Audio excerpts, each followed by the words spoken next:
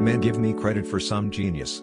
All the genius I have lies in this: when I have a subject in hand, I study it profoundly. Day and night it is before me. My mind becomes pervaded with it. Then the effort that I have made is what people are pleased to call the fruit of genius. It is the fruit of labor and thought. There are seasons in every country when noise and impudence pass current for a worth, and in popular commotions especially, the clamors of interested and factious men are often mistaken for patriotism.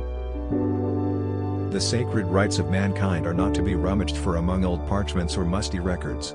They are written, as with a sunbeam, in the whole volume of human nature, by the hand of divinity itself, and can never be erased or obscured by mortal power. The truth unquestionably is, that the only path to a subversion of the republican system of the country is, by flattering the prejudices of the people, and exciting their jealousies and apprehensions, to throw affairs into confusion, and bring on civil commotion.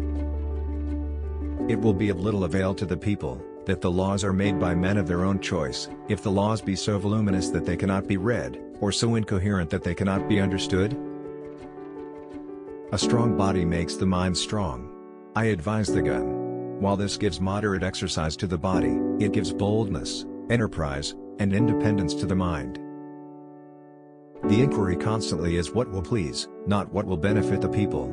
In such a government there can be nothing but temporary expedient, fickleness, and folly.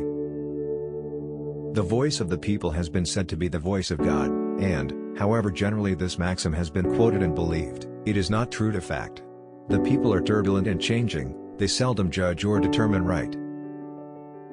A dangerous ambition more often lurks behind the specious mask of zeal for the rights of the people, than under the forbidding appearance of zeal for the firmness and efficiency of government. Men give me credit for some genius. All the genius I have lies in this: when I have a subject in hand, I study it profoundly.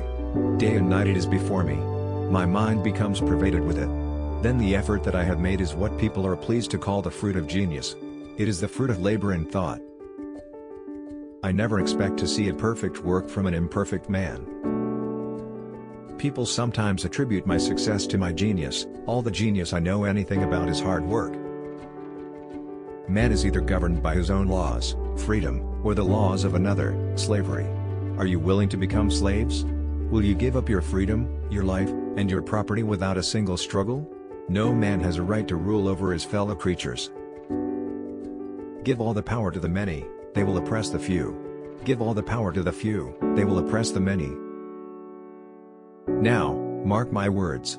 So long as we are a young and virtuous people, this instrument will bind us together in mutual interests, mutual welfare, and mutual happiness. But when we become old and corrupt, it will bind no longer. Men are rather reasoning than reasonable animals, for the most part, governed by the impulse of passion.